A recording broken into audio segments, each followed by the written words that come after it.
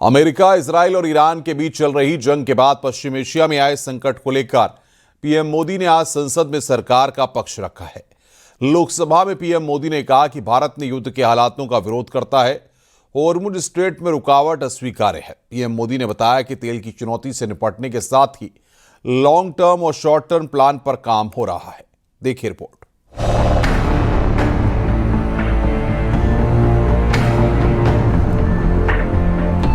प्रधानमंत्री मोदी ने लोकसभा में पश्चिम एशिया संकट पर भारत का रुख साफ किया।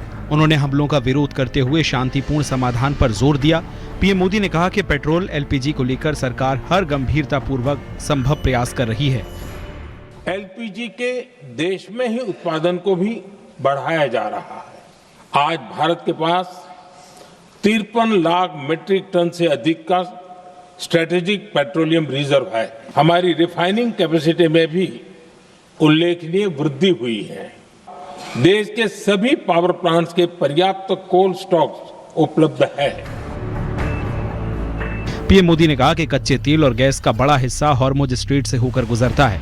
युद्ध के बीच कई जहाज हॉर्मुज़ स्ट्रेट से भारत पहुंचे हैं, क्योंकि तेल और गैस की सप्लाई सरकार की प्राथमिकता है। हम अपने सभी वैश्विक सहयोगियों के साथ निरंतर संवाद कर रहे हैं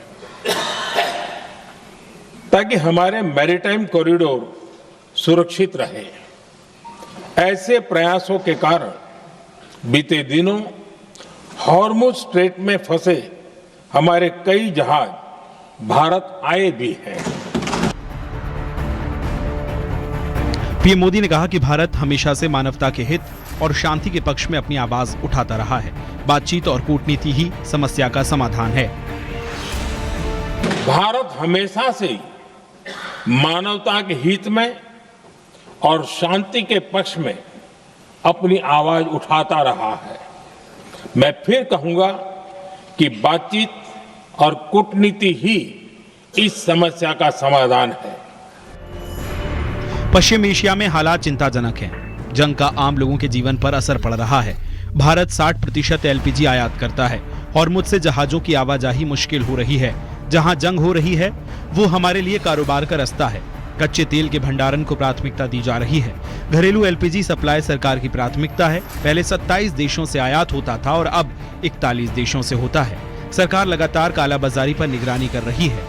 ऐसे मौके पर कालाबाजारी और जमाखोरी करने वालों पर सख्त एक्शन लिया जा रहा है। पीएम मोदी ने बताया कि तेल की चुनौती से निपटने के साथ ही लॉन्ग टर्म और शॉर्ट टर्म प्लान पर भी काम हो रहा है। Bureau report, news 18।